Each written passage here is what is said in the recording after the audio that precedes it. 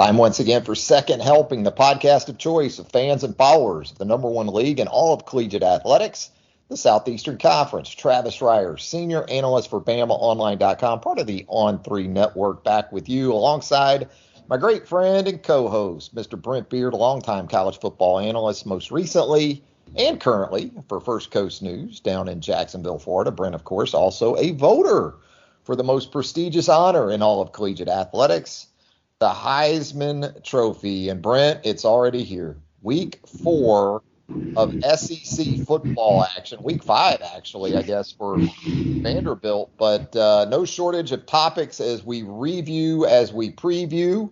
And once again, not exactly a statement-making week for the SEC in Week 3. I don't remember, Trav, in a long time when the league has struggled this early in September, but they and even, I mean, obviously Alabama with a loss to Texas, and even Georgia, that let's be honest, and I think they're bored, but has struggled to a degree. And you've got some other surprises. I will talk about it as it goes, but I was in the swamp Saturday night covering Florida and Tennessee and a surprising outcome. So, Trev, I think the month of September, the word surprising might fit real well for the SEC. How quickly narratives can shift in the course of 60 minutes, and that certainly was the case in Gainesville Saturday night. We'll get into more of Florida and Tennessee as we move through this week's games, and we'll start this week with that early window, noon Eastern.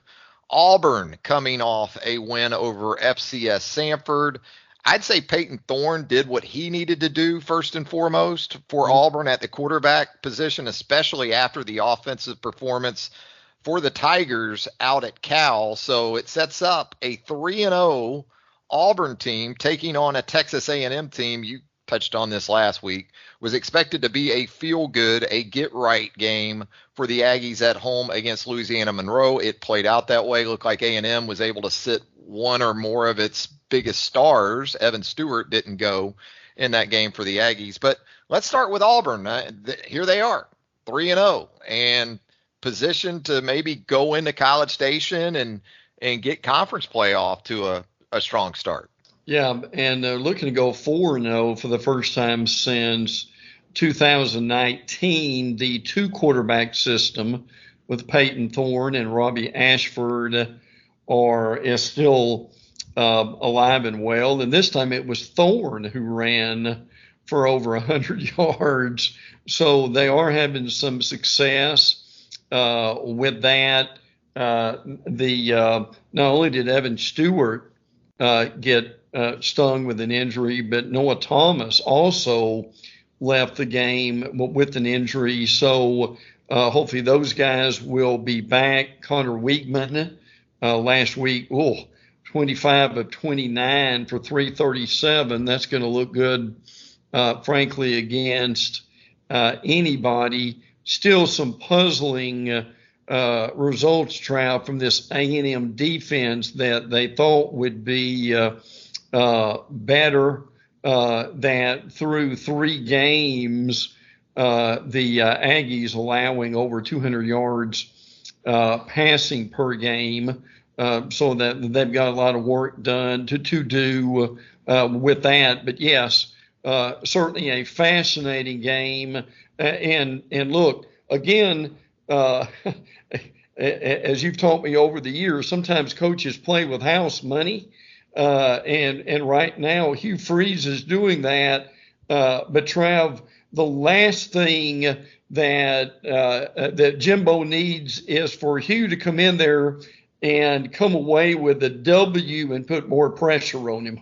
Yeah, if you're an A&M fan, your expectation at this point for sure is to be in that mix with Alabama and LSU at the top of the West. Not losing at home to a rebuilding, once again, Auburn team with a first-year head coach. So, absolutely, this is another critical game. It seems like we say that every week for Jimbo. I think that it matches up well for A&M because Auburn's strength on offense is going to be to run the football. And you said it, A&M's back end has been pretty horrible to this point, so perhaps that won't be revealed as much for the Texas A&M defense in this one. I've said it before, Auburn's corners are high-level performers. And so you like that for Auburn, especially with those A&M wide receivers. Again, you expect Stewart to be back. And it was also important, I think, Brent, for Anais Smith to have the kind of game he had last weekend for A&M against ULM. So I like A&M in the game, but it won't surprise me if it's close, Brent. No, not at all. And Trav, to your point about Anais Smith, the reason you want him going on all cylinders is how he can hurt you in the return game as much as he can catching passes. Absolutely. He can do it in a couple of different ways. Anais Smith, of course, coming off that tough injury from a year ago. Also at noon Eastern on Saturday, Kentucky travels to Nashville to take on a 2-2 Vanderbilt team that frankly has to be disappointed at 2-2, considering that it is coming off a loss out in Vegas to UNLV. Ray Davis going back to Vanderbilt, this time as a member of the Kentucky Wildcats as UK's leading rusher. Devin Leary continues to put up some nice numbers against inferior competition. We kind of thought this would be a measuring stick game of sorts for UK, and maybe it still will be, but more so, again, the lackluster play of Vanderbilt is something I didn't quite expect 4 games into the season. Yeah, and unfortunately, they lost a game. Trev, they should have won at Wake, and they should have won at UNLV, but unfortunately, that did not happen, losing a late game. Oh, my goodness. Talk about Ray Davis leaving. You've got a situation where Vanderbilt right now averaging 111 yards rushing per game. So, boy, that's a tough place to be in. I think the thing that's got my attention, Travis, for Kentucky, and I'm sure there are various reasons for this right now. What we thought this offense would be much better, and I think they've probably been efficient. They just haven't had the ball very much. Kentucky right now averaging 51 offensive plays per game. 132 in the nation is where they're ranked. Trev, if you're averaging that, you've really got to take advantage of the times when you get the ball. So I know there are a bunch of reasons for that, and I do wonder a little bit these new rules, how that has affected that. But man alive, Trev, Kentucky probably some seasons had 51 offensive plays in halftime, much less at the end of the game. Yeah, I mean, Kentucky's not known for going turbo, mock speed on offense in terms of pace, but you're right. That is a low number of plays. Now, if you're hitting a lot of explosives, that could explain part of that. And Devin Leary is averaging 9 yards per attempt, so that's a healthy number. Yeah, that's a good indicator for Kentucky on the offensive side of the ball at this point in the season. So I like Kentucky at Vanderbilt.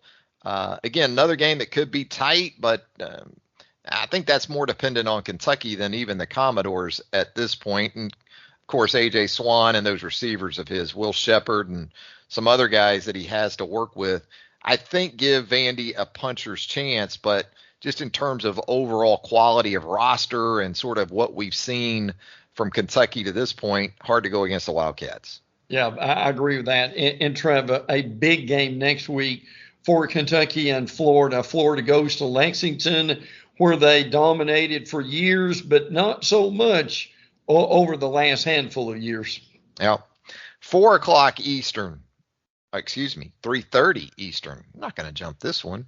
Ole Miss and Alabama in Tuscaloosa, a battle of 2 top 15 teams. Newsy from that perspective, Brent, in that Alabama's ranked 13th in the country. That's an eye-opener, given the success Alabama has had and that lengthy run that the Crimson Tide has had under Nick Saban in the top 10. Yeah, after even though it was a win and you never turned down a win, it was a very difficult and very hard performance against South Florida. Bama kind of righted the ship at the end, were able to run the ball with some efficiency. That made a big difference, but they are 126 right now in as far as sacks allowed, and that's something that has got to change. I know you've written about the injuries, particularly on the offensive and defensive line. That's going to have some work. Jalen Milroe back at quarterback. How long will that be at this time? The defense was better with Deontay Lawson and Dallas Turner creating some turnovers. And I think, frankly, Travis, for Ole Miss, you've got Jackson Dart, one of the more efficient quarterbacks, maybe the best quarterback in the league right now, which would be a real test for this Alabama defense. But I think injuries have a lot to do. How much of Quinshon Judkins are we going to see? Trey Harris at wide receiver, if for how quickly they can get those folks back. And obviously the Pete Golding part of this game will be fascinating also. But seeing a lot more people believing that Ole Miss can win this game than we have seen in quite some time in this series. Yeah, and I think that starts up front. You know, when Ole Miss looks at Alabama with the issues, especially that the Crimson Tide has had on the offensive side of the ball, it feels more than ever as if it can finish the deal. And that's before you take the quarterback matchup into account. So, you know, Ole Miss feels good about Jackson Dart with Jalen Milroe on the other side for Alabama. And Dart, as you said, has been absolutely tremendous. He's averaging 12.5 yards per pass attempt. Wow. Not per completion. And he also leads the Rebels in rushing at this point. Had a big game on the ground and through the air against Georgia Tech last week. Boy, you think about transfer portal additions and how much they impact teams these days. And Ole Miss is a prime example of that because Jackson Dart, Michael Trigg, Rebels hope to get Caden Prescorn on the field this week. The Memphis transfer at tight end, Trey Harris, who you talked about. We haven't even seen Zachary Franklin either. Yeah. He's had an injury. The UTSA transfer. Jordan Watkins a couple of years ago coming in from Louisville. Dayton Wade a couple of years ago coming in from Western Kentucky. Man, it's been all portal basically for Ole Miss at those skill positions, and they're hoping that they can hold up well enough up front to allow those guys, especially if a couple of them make their season debuts this season, can help Lane get over the hump against his old boss. And I think that Ole Miss fan base, by the way, is looking at Lane as if, okay, Alabama looks to be on a tee for you here, Lane. The game is in Tuscaloosa. Okay, we understand that. But it either is going to happen now or maybe it's not going to happen for Lane Kiffin against Nick Saban. Yeah, and you mentioned the transfers. Most of those on offense. They had a good probably dozen on defense. Jeremiah Jean-Baptiste from UCF had a really good game last week. So point well taken. Lane is trying to make a weakness on defense into a strength. But, yeah, I to talk with a friend who's an Ole Miss beat writer this week. He has predicted Ole Miss by 10 at this point. So no question the expectation with Ole Miss fans thinking if they could win this game, and Trev, if they do, that Western Division truly would be up for grabs. I still think probably right now LSU may be the best team in the West, but far from any answers at this point. Yeah, I think Ole Miss people look at this game and think, hey, this is like Texas and Alabama. And I think it has a similar feel, no doubt. But then I think about Texas front seven compared to Ole Miss's front seven. And I know, as you outlined, Ole Miss has done some things via the transfer portal to sort of augment that situation. But Texas had a high level front seven. So we'll see if Ole Miss can sort of match up. In Alabama, we know after the way it finished the game at South Florida with Roydell Williams having so much success on the ground, that is certainly going to be, you would think anyway, the approach to start Saturday's game with the Rebels. I like Alabama in the game. I won't be surprised, though, if Ole Miss wins the game. A lot of it will have to do, again, with Alabama's lines of scrimmage. And then from there, can Jalen Milroe produce the explosive plays that I think are a big reason why he's back in that spot Yes. while also avoiding the fundamental mistakes that we saw from him against Texas. 4 p.m. Eastern on Saturday on the SEC Network. It is a limping Tennessee team after that loss on the road, the latest loss in the swamp for the Tennessee Vols last Saturday night. As Brent told you, he was on hand. Tennessee, like Florida, I guess, dealing with some player suspensions that came about as some things happened, unfolded there late in that contest in Gainesville. UTSA, the opponent at 1-2.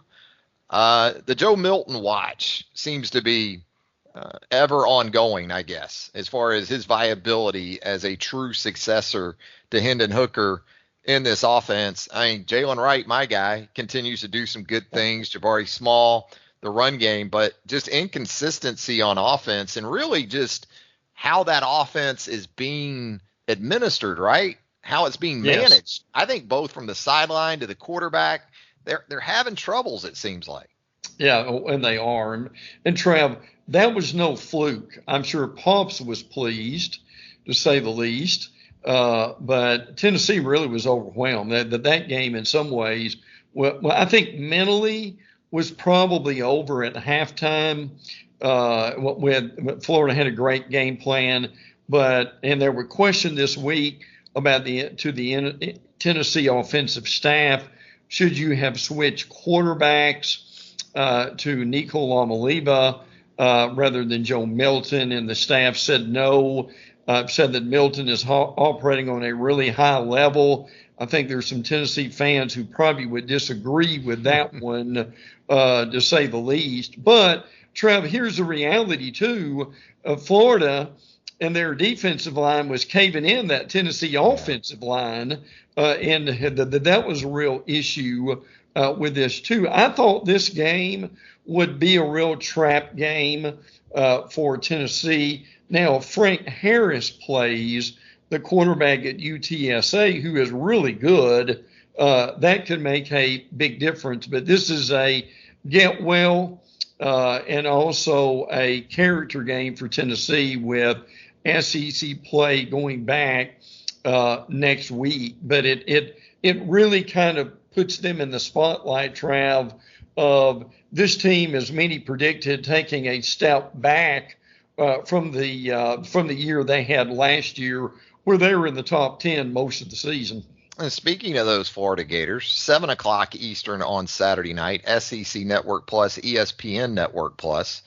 The Gators, fresh off that impressive victory over the Vols, hosting Charlotte, like Tennessee we talked about. It looks like the Gators dealing with some suspensions. Fortunately for both those teams, they get very winnable non-conference matchups following last Saturday night. But you said it, man. Just kind of what I could see of that game Saturday night. Florida just took care of business in the trenches. That was the blueprint game, I thought, yes, for how Billy Napier expects to not only win games, but maybe championships with Florida. The way that Florida methodically took apart the Vols, and a lot of it, of course, had to do with Trevor Etienne, played tremendously.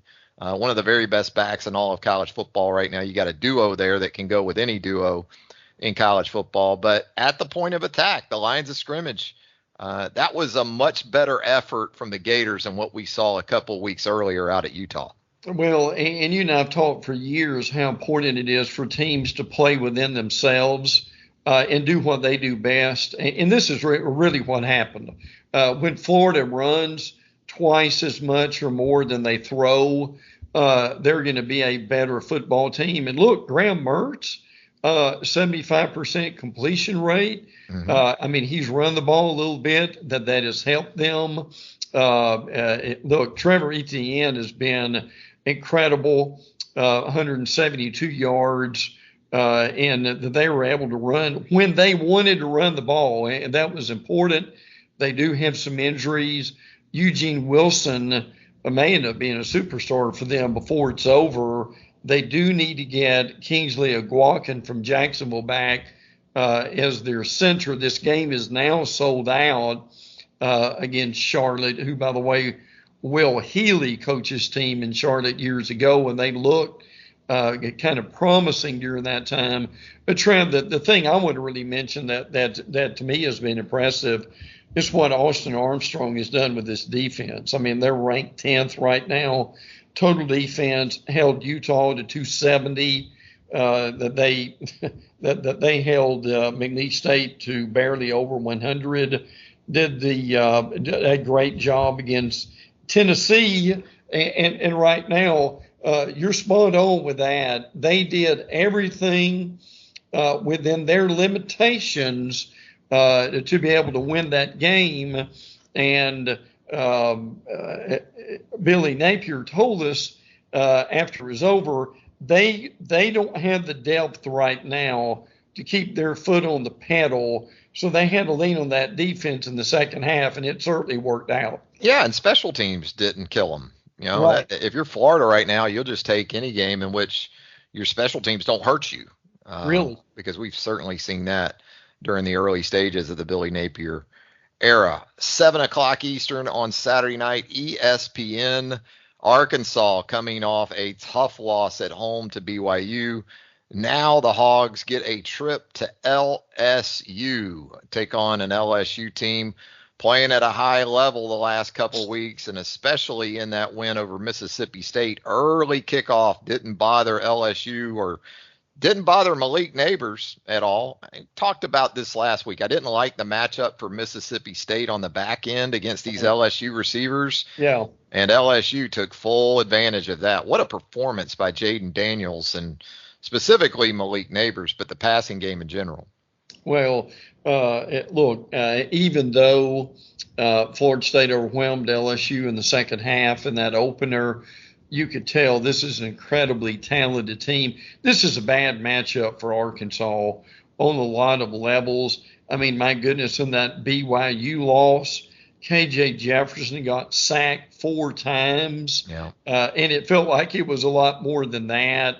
Harold Perkins just went wild against Mississippi State. Malik Neighbors and Jaden Daniels, and that connection was truly, really special.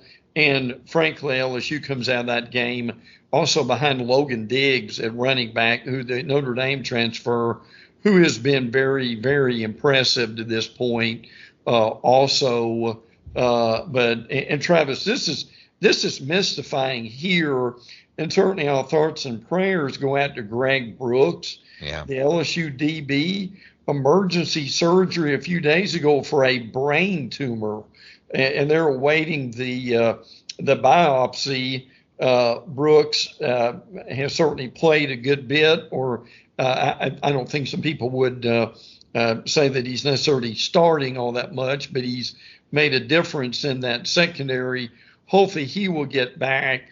But boy, oh boy, we have seen some bizarre things, Trav, medically and injury wise. I think some of that goes along hand in hand with that word we used, surprising, earlier a few minutes ago. Yeah, Arkansas's offensive line surprising, because if you're an Arkansas fan, you're thinking, what is the background of our head coach? Really? Sam Pittman. I mean, one of the more preeminent offensive line coaches of the last 25 years in college football is Sam Pittman. So to see the Razorbacks struggle like they did up front against BYU, and considering what's coming next with LSU in that front seven, not a promising outlook for the Hogs in this one. And that disenchantment with Sam Pittman not likely to die down after this one on Saturday night in Death Valley. Also Saturday night, 7:30 Eastern, ESPN2. Trent Dilfer's UAB Blazers making the trip over to Athens, Georgia to take on 3-0 UGA, which came back from a 14-3 deficit at the hands of South Carolina last Saturday afternoon to get the job done. Georgia not showing any signs of panic, coming out in the second half and methodically taking apart SC on both sides of the ball. And so, again, a game that figures to be an opportunity for Kirby Smart to rest, maybe recover some guys like Ladd McConkey, who we've yet to see this season, while also playing more guys down the roster. in the injury situation is almost becoming ridiculous at Georgia. Their athletic trainer, Ron Corson, told Kirby Smart this week that we have the longest injury list we've ever had. Amarius Mills is one of the latest to go out on the offensive line. He's out 4 to 6 weeks. Now, look, they've got talent, as we both know, on the offensive line, but that has been an issue. It's either been the offensive line or it has been at running back, and that those have been problems. Give South Carolina credit, but Georgia leaned on that defense in the second half that basically allowed South Carolina, frankly, much ado about nothing. But the slow starts are a concern. Carson Beck has been okay, but been pretty solid. Mike Bobo is going to get criticism any travel, no matter what he does. And you wonder kind of now, Dejon Edwards coming back, 21 rushes, 113 yards. That is a big help. And again, Georgia's got a schedule that they would go through. But Trav, you really wonder at some point, could this complacency and these injuries cost the Dogs? I don't think they'll lose a game, but someone could take them into 3.5 quarters and be competitive with them with all this going on. Yeah, I mean, now after last Saturday, you start thinking about Florida. Absolutely. If the Gators can maintain some semblance of the roster they have right now, that the cocktail party suddenly reemerges as a potentially big game as we get into late October, early November. So more so, we'll keep an eye on Florida in that regard as much or more than we will Georgia. But again, those narratives, they change week to week, no doubt about that. 7:30 Eastern also on Saturday night, ESPNU. This is a game we talked about in the preseason. I talked about this game as the most important game on Missouri's schedule, and that's the game in St. Louis taking on Memphis. 3-0 Memphis of Ryan Silverfield, another one of those Jacksonville guys at the Bowl School down in Jacksonville, now the head coach at Memphis. Missouri, how about that finish, boy? Thank goodness for Harrison Mevis in that right leg, because some wrongs were made right with that 61-yarder to win it. I think hey, Trav, I know Eli Drinkwitz was very happy about the win, but Trev, was he happy about the win or that Mevis bailed him, the coaching staff, out? Oh, exactly. At the end of the game. Yeah. No, I mean, Harrison Mevis, if you want to give people extensions and raises like Drink got at the end of last season, I'd start with Harrison after that kick, because he did. Yeah. He made a lot of wrongs right with that one. A big wrong, anyway. Very big wrong with the penalty late. And how about Brady Cook being booed at home? And he's playing hurt, playing through a knee injury. Yeah. Yeah. Trev only had 356 yards passing and 2 touchdowns. That's a perfect example of the backup being very popular. Yes. With the fan base. And so now, though, this may be a game where if Brady Cook can't play and the game's either especially tight or Memphis even wins, that's about the only way you may shut some of those people up.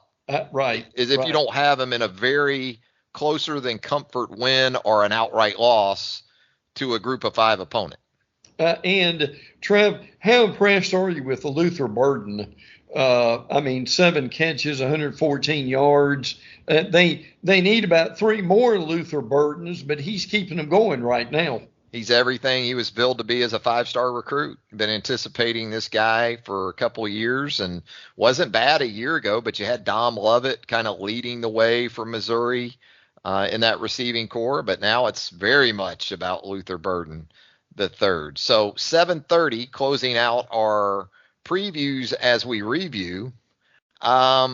Mississippi State coming off that tough home loss to LSU last Saturday, now must travel to take on a South Carolina team is very hungry for a win after the I'd still say it was an encouraging performance if you're South Carolina in the loss to Georgia. But similar to the LSU game for Mississippi State, I worry about the back end of the defense for the Bulldogs because Spencer Rattler and these guys with South Carolina, they're capable of exploiting State in that area too, Brent. Well, they are. And, boy, they had a bad injury with Juice Wells breaking a bone, and he's out for an extended period of time. But they do have Dak Joyner as far as if he can get on the corner, more of a running back, also can catch the ball. Xavier Leggett has been able to help, but they need guys badly like Juice Wells. I agree with you on Rattler. I think he has played extremely well. Now, what I do want to get into with you is I don't think folks thought this would be that much of a big deal, but it really has turned out to be. I think there's two things here that are surprising. Number one is Mississippi State struggling. As you mentioned, Jayden Daniels, 30 of 34, and particularly the back end of that defense, as you mentioned. But the thing that I'm curious about is sometimes these things work, sometimes they don't. But they have shifted from the air raid, where it's a lot of short passes to the backs, to more of a pro style. And Trav, frankly, at this point, as good as Will Rogers is, and I think the whole line has a lot to do with this too, and Kevin Barbay, the offense coordinator, has had a lot of criticism through this. Is this transition going to be successful by the end of the year? Because right now it has been a real struggle for Will Rogers. It's about as much of a 180 as you can take offensively from one scheme to another as you can take. In the offseason, being the old head that I am, the comparison I made was Alabama in 1989 going from Homer Smith and Bill Curry to Gene Stallings in 1990. Right. And Gary Hollingsworth went from, I believe, the SEC Offensive Player of the Year in 89 to going under center and trying to run a ground and pound offense that was heavy on play action when it did throw the ball, very limited in its passing game concepts. And you saw that type of result for that 1990. And I get it. Stallings was trying to change the identity, the culture, everything about the program. And it paid off. 2 years later, Alabama wins a national championship.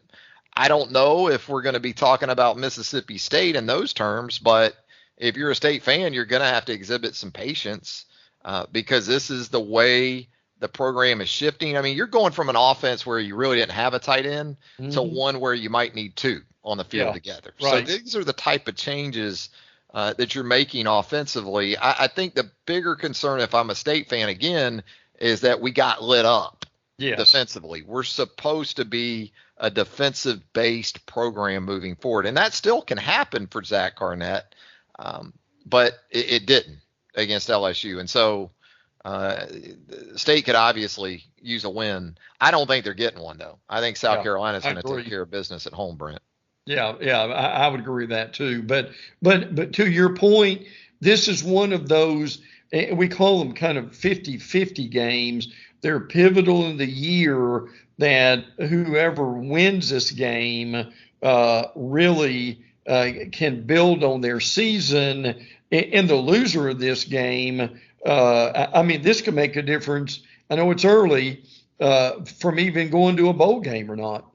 Absolutely. They don't get talked about much once we get into October and November, but typically you can look back on mid to late September and sort of figure out the difference between 4-8, 5-7, and maybe 6-6, 7-5. That's where those games, those losses, those wins typically take place. So, Brent, there we go. Complete slate for you of SEC football on tap for Saturday.